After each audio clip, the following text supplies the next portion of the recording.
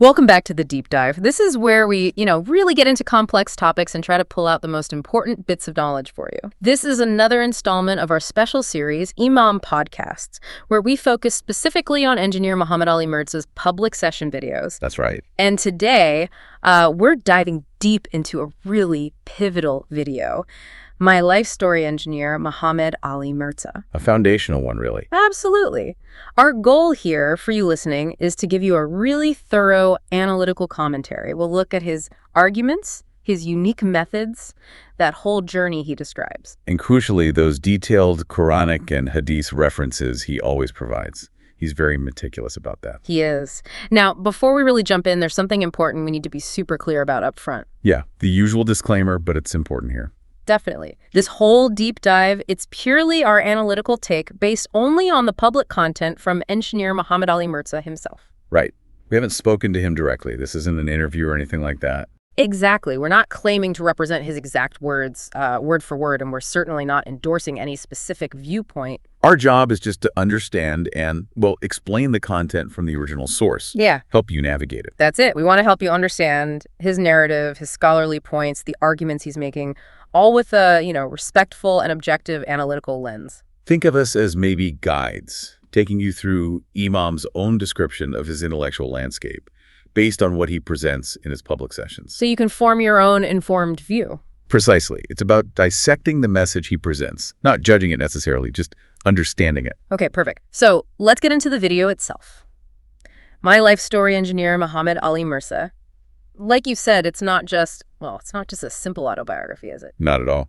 It feels much more like a manifesto almost, a foundational narrative. His invitation to truth, yeah. This video really feels like a cornerstone if you want to grasp his mission. Mm-hmm.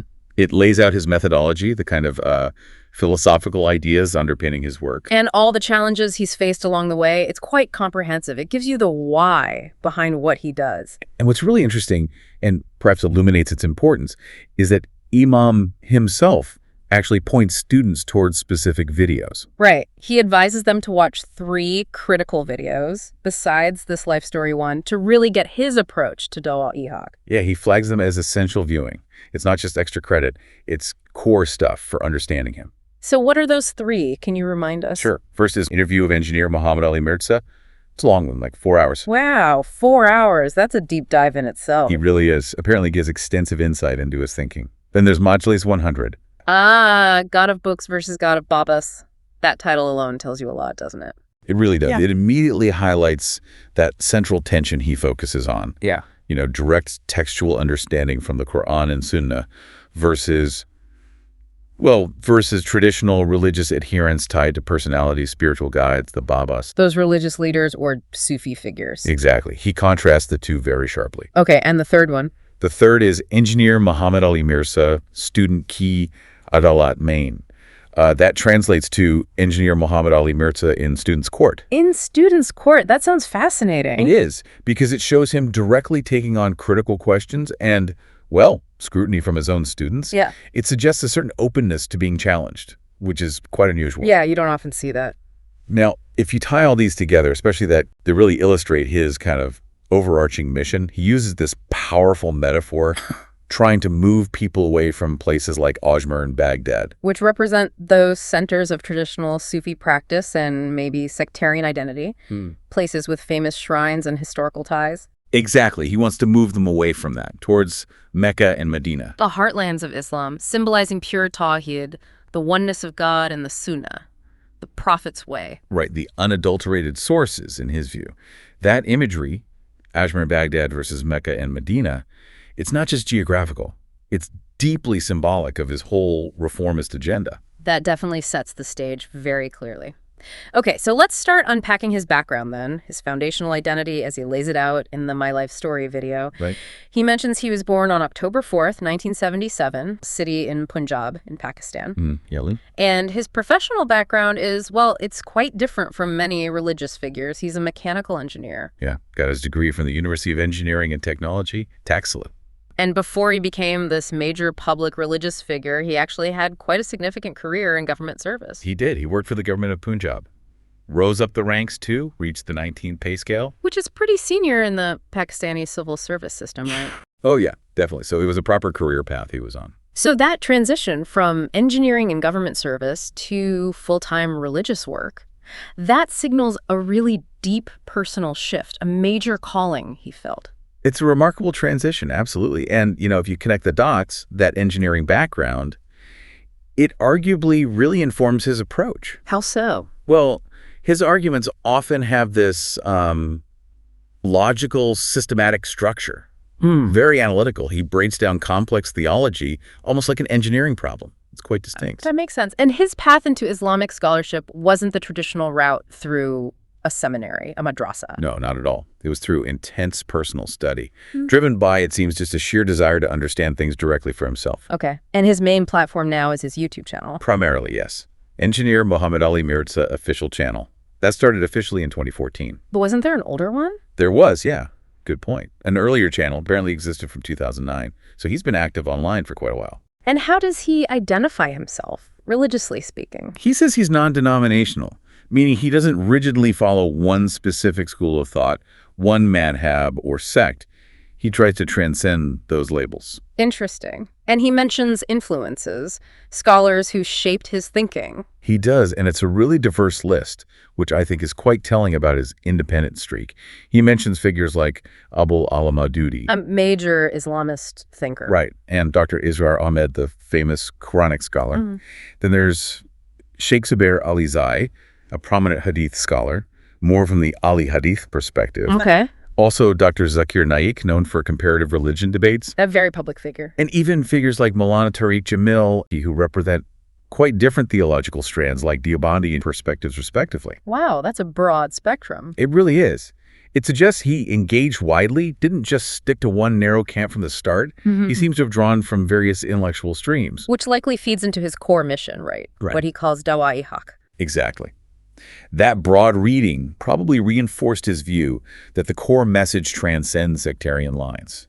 So his primary goal is what, exactly? To guide Muslims back to the authentic teachings. Pretty much. Back to what he sees as the pure original teachings of the Quran and the Sunnah. Islam's holy book and the Prophet's practices and teachings. Yes, and in doing that, he's explicitly challenging the sectarian divisions, the Firqas that he believes have really fragmented the Muslim community, the Ummah. He advocates for a direct, unadulterated approach. Is that the idea? That's the phrase he often uses. The implication is that centuries of, let's say, inherited interpretations or cultural overlays might have obscured the original clear message.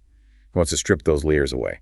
And this leads to that really striking metaphor he uses, engineer's doctoring. Ah, yes. The engineer's doctoring, or the surgeon's approach, is quite graphic, actually. How does he describe it? He puts it very directly. He said something like, I am doing the work of a surgeon. I am holding the grinder. A grinder. Wow. Yeah.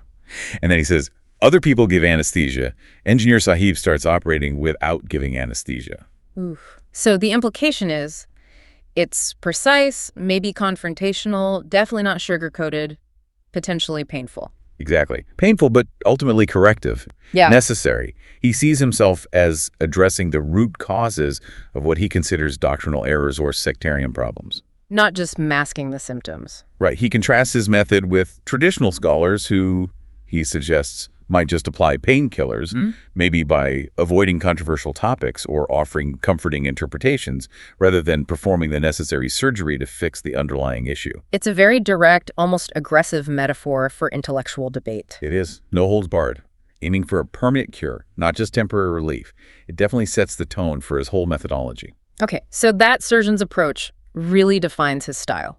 Let's break down the key principles of that methodology then. You mentioned referencing earlier. Yes, reference-based discourse is absolutely fundamental for him. It's non-negotiable. So every argument has to be backed up.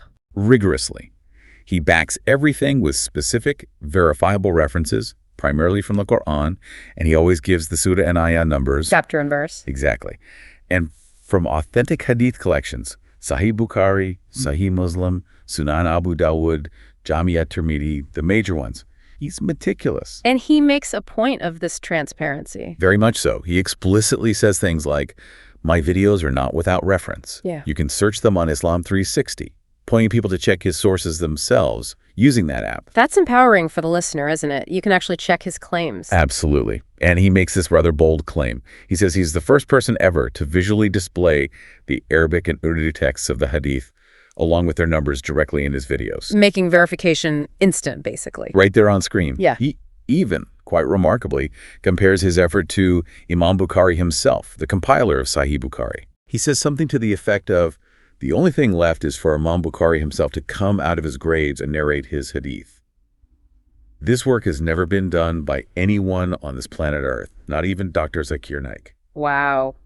That's quite a statement about his dedication to source transparency. It's an extraordinary claim, highlighting the rigor he believes he brings. You'll see it constantly. He'll, quote, say Surah al-Baqarah, Ayah 2, or refer to Sahih Bukhari Hadith, hashtag 1224, often with the Arabic text right there. So this focus on verifiable sources isn't just academic, is it? It ties into his bigger goals. Definitely. It's fundamentally linked to his second major principle, anti-sectarianism, or anti-firqa wariyat, as he puts it in Urdu. Rejecting sectarian divisions. Unequivocally. It's a core part of his dawah. He strongly condemns declaring other Muslims as kafir disbelievers, just based on differences in interpretation or school of thought. He explicitly says he doesn't do that. He states it very clearly. We never declared any sect as kafir, which is a really significant stance, especially in the context of Pakistan and South Asia, where sectarian lines can be very rigid. Are there any exceptions he makes? He does clarify. He says only very specific extreme groups, like maybe some branches of Shia Islam, such as the Nusayris, or groups that might literally deify Hazrat Ali. Okay, so very fringe groups. Very fringe, yes. But he's absolutely clear that mainstream groups like Barelvis, Deobandis, and Ali Hadith are all Muslims, despite their differences. That's huge, because those are the major Sunni schools of thought in the region, often with significant disagreement. Exactly. And his stance flows directly into his advocacy for unity. He actively encourages praying behind Muslims from different schools. He practices this himself. Yes, he says, I have always encouraged praying behind everyone, and I myself do it. And he reiterates, I say that prayer is valid behind everyone. All Muslims are Muslims. That directly challenges those deep-seated sectarian divides. It shifts the focus from the differences back to the shared core faith, the Shahada. It really does. The implications for unity are potentially profound if people were to adopt that view widely. It prioritizes the shared testimony of faith over jurisprudential nuances that often cause friction. Which seems to lead naturally to his next principle, about direct access. Yes, his third core principle, direct access to Quran and Sunnah. He doesn't just want you to trust his references, he wants you to go read the sources yourself. So bypass the intermediaries. That's the core idea. He strongly encourages direct study of the Quran and Hadith, and he's quite critical of what he sees as over-reliance on traditional interpretations or religious figures who might, in his view, discourage direct engagement. He feels some actively discourage it. He portrays it quite dramatically. He says things like, every Maulvi on the pulpit is saying, do not read the Quran directly, you will go astray. Do not read Bukhari directly, you will go astray. It's a provocative image, suggesting that traditional authority can sometimes be a barrier to true understanding. That's exactly his point. And to break down those perceived barriers, he puts his money where his mouth is, so to speak. Oh. He makes PDFs of major hadith collections, Bukhari, Muslim, etc., freely available for download on his website. Really? The whole books? Yes. So anyone can access them directly, read them, check references, and engage with the primary sources without needing to go through an intermediary or perhaps someone with a sectarian bias. It's a move towards democratizing religious knowledge. That's a powerful practical step. Which brings us to another really distinctive point about him, the financial side. Ah, yes, financial transparency and independence. This is a huge part of his identity and, frankly, a major source of friction with others. He doesn't accept donations. Chanda. Explicitly rejects it. Yeah. He makes a massive point of refusing chanda and any form of monetization of religious knowledge. No ads on his videos, nothing. He must have a huge potential earning from YouTube with millions of views. He claims it's enormous. He actually stated once, our channel's earnings are almost 1 crore daily for the entire year if seen in advance. Now, whether that figure is literal or illustrative, A crore daily, that's like 10 million rupees. That's a staggering amount. it is. But he follows it up by saying, but we did not do this because we consider it haram, forbidden in the Quran. So he sees charging for religious teaching or even monetizing the platform that delivers it as religiously forbidden. That's his position, yes. So all his content, hundreds of videos, those PDF hadith books, everything is free. No paywalls, no subscriptions, no ads. How does he fund his academy and activities then? It must cost something. He says he uses his personal funds, maybe from his previous career or other sources, and relies heavily on pro bono volunteers who believe in his mission. This stance isn't just about personal piety then, is it? It's a critique. Absolutely. It's a core critique of what he perceives as the commercialization of religion by some scholars and institutions.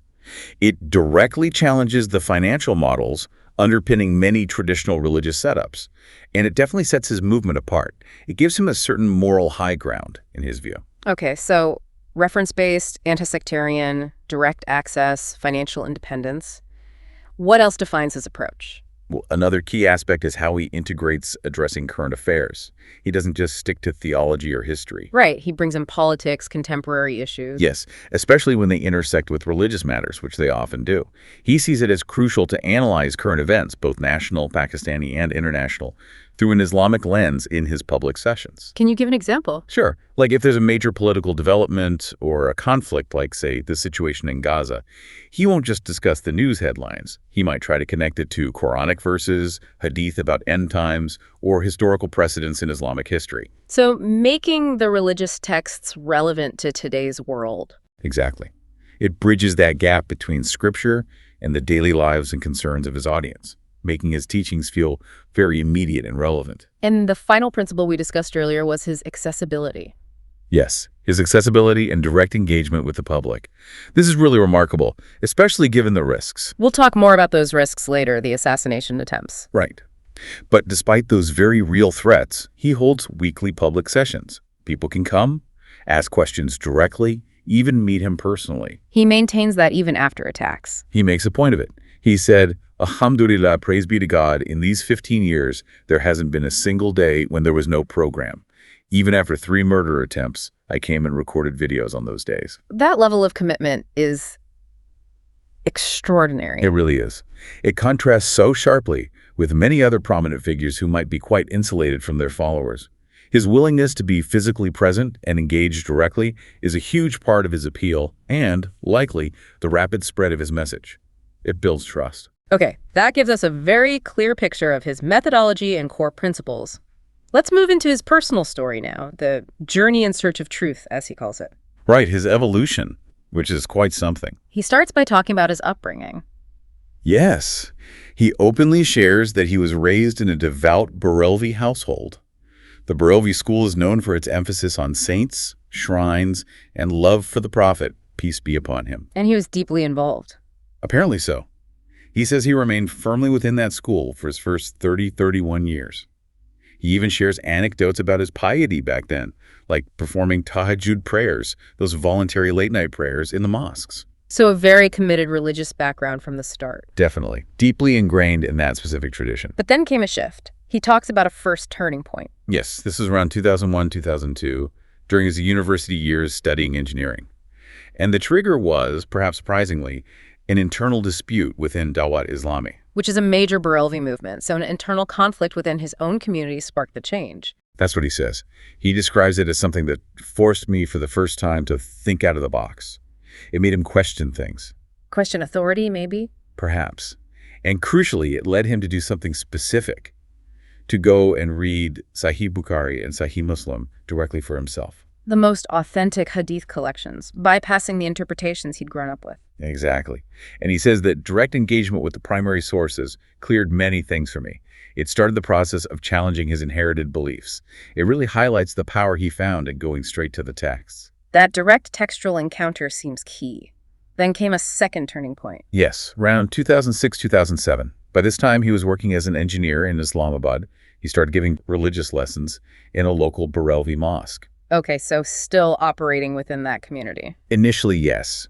But his emphasis started shifting more strongly towards Tawhid, the absolute oneness of God. And that caused issues. Apparently so. He felt some practices or beliefs common in Barelvi circles potentially compromised pure Tawhid, maybe excessive veneration of saints, seeking intercession in ways he saw as problematic. His growing focus on this led the mosque committee to eventually stop his lessons. So he faced resistance from within his own community for emphasizing what he saw as a core principle. Exactly. And that experience, he says, solidified his understanding of how sectarianism could resist direct Quranic and hadith-based teachings, even on something as fundamental as Tawhid. Did he find any support within the Barelvi school for his views? Interestingly, yes. He mentions the writings of Pir Naziruddin Nasir, who was a respected Chishti Sufi master and Barelvi scholar from Golra Sharif. Okay. According to Mirza, Pir Naziruddin openly condemned shirk, associating partners with God, and practices he saw as excessive. Mirza says finding this voice within the Barelvi tradition provided him with a very big step towards clarifying his own understanding of Tawhid and finding precedent for his critique within that school itself. So it wasn't just a rejection of his past, but a nuanced engagement. It seems so. He found allies, intellectually at least, even within the tradition he was beginning to question more broadly. After these turning points, did he start exploring other schools of thought more actively? Yes. His journey led him to encounter other schools of thought. Initially, he mentions viewing Deobandis, the other major Sunni school in South Asia, as adversaries. Which is a common dynamic, sadly. Very common. But he says he gradually came to appreciate their strong emphasis on Tawhid, which he found, perhaps, clearer or stricter compared to some Barelvi practices he disagreed with. So his perspective shifted. It broadened. He also explored Ali Hadith, acknowledging their commitment to Quran and Sunnah and their rigorous methodology. But I didn't fully align with them either. No, he eventually found what he describes as flaws in some of their interpretations or approaches too. It seems he was critically engaging with all of them. Did interactions with specific scholars influence him here? Yes. He mentions encounters with figures like Mufti Munay Burayman, a prominent Barelvi scholar, and Abdul Jabbar Shakir, maybe from a different background. These interactions, this exposure to diverse viewpoints, led him to a significant realization.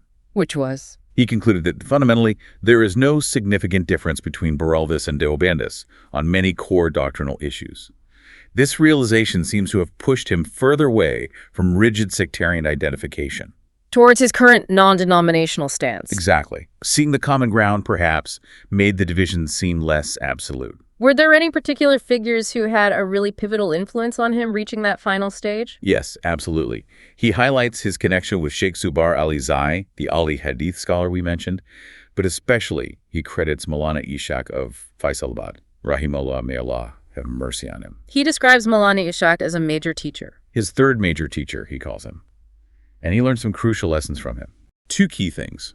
First, the principle of never calling anyone kafir or disbeliever with whom you have a dispute. A direct lesson in avoiding takfir. That reinforces his anti-sectarian stance massively. Hugely. And second, the importance of praying behind all Muslims, regardless of their school of thought, which again promotes unity.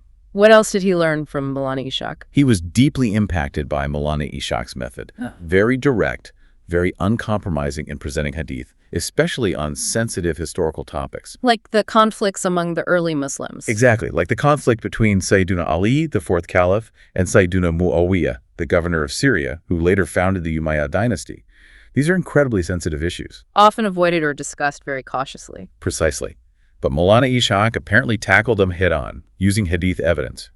Mirza credits these teachings with moving him from a maybe superficial understanding to a much deeper, more profound grasp of Islamic history and its complexities, based directly on the sources. So, Maulana Ishaq's influence seems critical in shaping both his methodology, the directness, and his core principles like anti-sectarianism and avoiding takfir. Absolutely pivotal by his own account. This whole journey really underscores his shift away from inherited madhab loyalty towards that direct, independent engagement with the Quran and Sunnah, a relentless search for truth, as he frames it. It's quite a journey, but as we know, this path hasn't been smooth. Let's talk about the challenges and controversies he's faced. The most chilling, perhaps, are the assassination attempts. Yes, they are deeply disturbing. He's documented 3 separate attempts on his life. 3. When were they? October 2017 was the first one mentioned, then another in March 2021, and the most recent reported was August 2023. What happened in these attempts? The reports often describe individuals coming to his academy, usually during his public sessions, armed with knives. It sounds incredibly dangerous, very direct threats. And yet, as you said earlier, he continued his sessions even on those days. Yes. To continue his public work, despite such immediate violent threats, it speaks volumes about his level of commitment, or perhaps fatalism. It's a stark reminder of the personal risks involved in his work. Beyond the physical threats, he's also faced serious legal challenges. Yes. Navigating the legal system in Pakistan, especially concerning religious speech, can be very complex. He was arrested back in 2020. What were the charges then? Suspicion of spreading hate speech, specifically targeting religious scholars.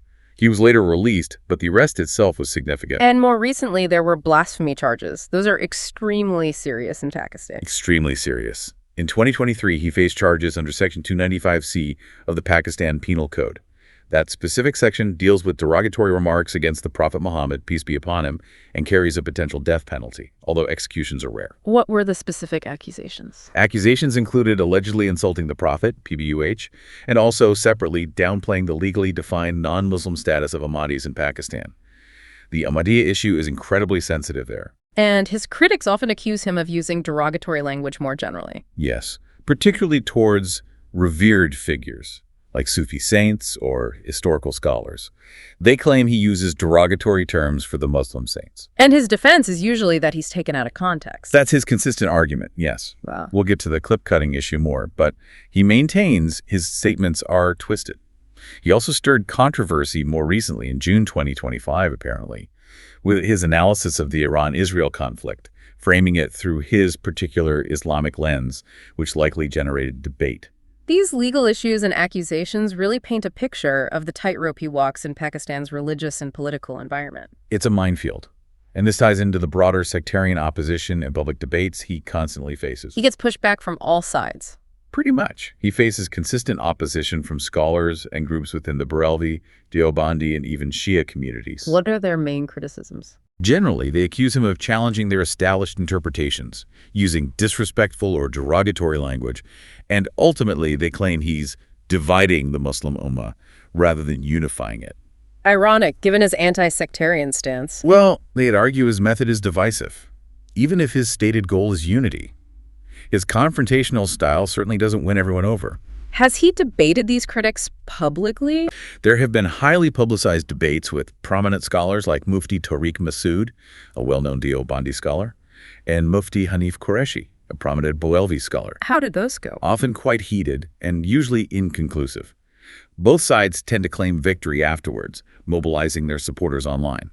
These debates highlight the deep divisions and the difficulty of finding common ground. It sounds like a very polarized environment. Extremely. Which brings us back to his main defense against many of these accusations, the issue of clip cutting and misrepresentation. Right. He claims his videos are selectively edited. He complains about this constantly. He says critics take short segments from his hours-long lectures completely out of context to make him look bad or seem like he's saying something blasphemous or offensive. How does he describe it? He says, the malicious ones do this. They cut the clip and present it as Engineer is saying this. He feels it's a deliberate strategy to defame him. Does he see it as just unfair debate tactics or something more serious? He calls it a betrayal to Islam. He argues that you could misrepresent anyone or anything this way. He even says, clip to Allah ki kitab se bhi kata ja sakta hai, Bukhari Muslim se bhi kata ja sakta hai. Meaning? A clip can be cut even from the Book of Allah, even from Bukhari Muslim. His point is that even the most sacred text could be twisted if you take snippets out of context. So applying this tactic to his lectures is deeply dishonest in his view. Does he give specific examples of this happening to him? He does. He mentions a hadith from Sahih Bukhari, number 4108, which talks about Hazrat Umar and a rebellious party, Al-Fiya al-Baghiya, likely referring to events around the early Islamic civil wars. He claims this hadith and his discussion of it were clipped and misrepresented by opponents to distort his position on those sensitive historical events. Okay. Any other examples? He also talks about there's a hadith narration that mentions something about Muawiyah's stomach or eating habits, and the narrator of the hadith apparently added their own comment. Right. Mirza claims that critics cut the clip so it looked like the narrator's potentially critical comment was actually Mirza's own personal insult against Muawiyah. He insists he was just quoting the source accurately, including the narrator's commentary, but the edit twisted it into his own alleged disrespect. So this battle over context and representation, fought largely with video clips online, is a constant theme in his controversies. It's a huge part of the landscape. It highlights the challenges of nuanced religious discussion in the age of social media soundbites. Definitely. Okay, so despite all these challenges, the threats, the legal battles, the constant opposition and alleged misrepresentation, how does Emam view the successes and impact of his dawah? Well, it's been incredibly successful. He claims his message has gained widespread acceptance and seen massive growth. Why does he think it resonates so much? He believes it's because he offers solutions, not just identifies problems, and because his approach is transparent and reference-based. He feels people are tired of blind following and appreciate his directness. And the engineer's doctoring, does he think it's worked? He claims it has turned around every sect. That's a bold claim, suggesting his arguments have forced a major rethink across the traditional sectarian landscape in Pakistan and beyond. Do the numbers back up the growth part, at least? The online metrics are certainly impressive. His official YouTube channel, as of May 2025, reportedly had over 3 million subscribers. That's substantial. And over 671 million total views. That's massive reach. He also points to the organic spread he claims almost 8,000 channels have been created. 8,000 channels? Mostly re-uploading his content or clips? Presumably. Channels dedicated to his work, sharing clips, translations, etc. He says his videos are in the millions in clip form, circulating online. So, whether you agree with him or not, his message clearly has a huge viral dissemination. Undeniably. It suggests a deep resonance with a very large audience, extending far beyond just those who attend his sessions in Chelm.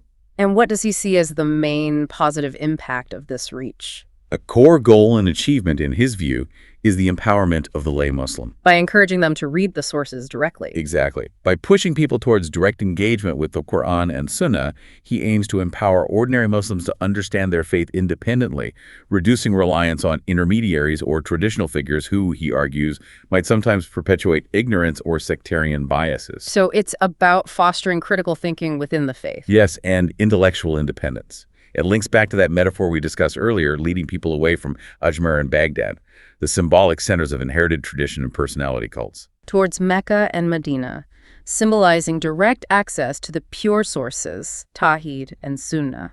Precisely. It's a shift from what he might see as passive inherited faith to an active, informed conviction based on evidence. Does he believe he's actually managed to shift the overall conversation in Pakistan? He seems convinced he's achieved a significant shift in narrative. He claims his persistent, reference-based arguments have forced traditional scholars, even his staunchest critics, to engage with his points and confront uncomfortable truths within their own traditions. He actually claims they've changed things because of him. He makes statements like books have changed, suggesting that some scholars or institutions have had to quietly revise their positions or acknowledge errors in their historical narratives or interpretations because his public exposure of discrepancies became undeniable. That's a major claim of influence. It is. And he uses that vivid Urdu metaphor. The wrestler falls on his own strength. What does he mean by that in this context? He means he defeats his opponents using their own sources, their own venerated texts, their own scholar statements. He turns their own strength against them. So he exposes contradictions or problematic elements within their own traditions, using their own evidence. Exactly. Literally stripped bare or exposed. He believes this method reveals the intellectual or doctrinal weaknesses of the traditional Babas and their systems, leaving them with no defense. It's a highly confrontational strategy, but he clearly believes it's effective in forcing a change in the discourse. That's certainly his perspective on the impact he's having. Okay, to achieve this impact, he relies heavily on his online presence. Let's quickly recap the key formats and platforms he uses. Sure. As we mentioned, the main hubs are his official YouTube channel, Engineer Mohammad Ali Mirza official channel, and his website, which serves as an archive. And within that, he uses several distinct content formats, right? You outlined 5 major ones. Yes, it's quite structured. First, the Quran classes. These are very detailed verse-by-verse explanations, tafsir. He has an older series of 344 lectures. Wow. And a newer ongoing series with higher production quality. So a huge commitment to Quranic commentary. Then the Masla number lectures. Right. These focus on specific religious issues or questions, masail. They often dive deep into controversial theological points. Like what kind of topics? Things like ilmul ghaib, the knowledge of the unseen, and whether anyone beside Allah possesses it. The belief held by some that the prophet or saints are physically present and observing everywhere. These are major points of contention between different schools. So these allow for focused discussion on specific doctrinal differences. Exactly. Third were the majalis. These were the earlier public sessions, 144 recorded in his old academy, featuring lots of direct audience Q&A, showing that early commitment to engagement. Which evolved into the current public sessions. Yes. The ongoing weekly sessions in his new academy, over 100 recorded so far. These continue the Q&A format, but also heavily incorporate commentary on current affairs from an Islamic viewpoint, keeping things very topical. And finally, the live sessions. These are more interactive, often streamed online. They feature life stories, allow for online questions, and particularly cater to overseas Pakistanis. And the crucial point across all these formats. The crucial point, reinforcing his principle, is that all this content, thousands of hours of lectures, the Hadith PDFs, is completely free. No ads, no subscriptions, no monetization. It's all provided as a service to his dawah, funded personally and through volunteers. That consistency is remarkable. Okay, so let's try to distill some key takeaways for the learner from this deep dive into his life story and mission. All right. First, it seems absolutely central is the paramount importance of Tawheed, the pure oneness of God. And alongside that, direct adherence to the Quran and Sunnah as the ultimate authorities. Yes, cutting through later interpretations or cultural accretions. Second, there's the necessity of rejecting sectarianism, Firqawariat, and promoting unity. His stance on praying behind anyone who declares the Shahada is a powerful example of this. A very practical application of that principle. And third, the critical role he sees for accessible reference-based Islamic knowledge. Making sources available, demanding evidence. It's all about empowering individuals to challenge inherited beliefs and develop their own independent understanding. Those three seem to capture the core of his message and method. And reflecting on his journey, the personal sacrifice involved is undeniable. Absolutely. The assassination attempts, the legal battles, the constant opposition. It highlights the immense personal cost of promoting a reformist message that challenges deeply entrenched norms in a traditional society. It really makes you think, doesn't it? What does it mean to stand for what you believe is truth when it pushes against the establishment? What are the consequences one might face? His story provides a very stark example. It does. It raises fundamental questions about conviction, courage, and the price of dissent. And his overarching vision for Islamic revival. How would you summarize that? He seems to believe that true revival, a genuine strengthening of the faith and the community, can only come from returning to the foundational texts, Quran and Sunnah, and consciously abandoning practices or beliefs that lack clear support in those primary sources. So it's a callback to origins. Very much so. Oh. And he frames his own story, his success, not just as a result of his efforts, but as a testament to Allah's help and the blessings derived from serving the cause of Prophet Muhammad, PBUH. He explicitly says, this platform has reached the level it has today because of a full story of sacrifices. So for him, it's not just an intellectual project, it's deeply spiritual, a mission driven by faith and conviction, validated by the sacrifices made. That's certainly how he presents it. Okay. As we wrap up this extensive deep dive, let's reiterate our disclaimer one last time, just to be absolutely clear. Everything we've discussed today, all the commentary and analysis, is based solely on the publicly available content of Engineer Mohammad Ali Mirza's videos, particularly his My Life Story, and on the authentic religious texts mentioned. We haven't added external opinions or information beyond trying to contextualize his statements based on the source material itself. Exactly. And this analysis is not intended to offend or harm any individual or group. If we, the hosts, used any additional words, phrases, or contextual references, it was purely for clarification and analysis within this deep dive format. And those additions might not reflect Engineer Mohammad Ali Mirza's exact wording or intent? Correct. Engineer Mohammad Ali Mirza is not responsible for any interpretations, critiques, or commentary presented here. Any apparent contradictions or criticisms you might have perceived are strictly our own analytical viewpoints derived from engaging with his public material. We operate under fair use principles for review and commentary, and we don't claim any copyright over his original work. Perfect.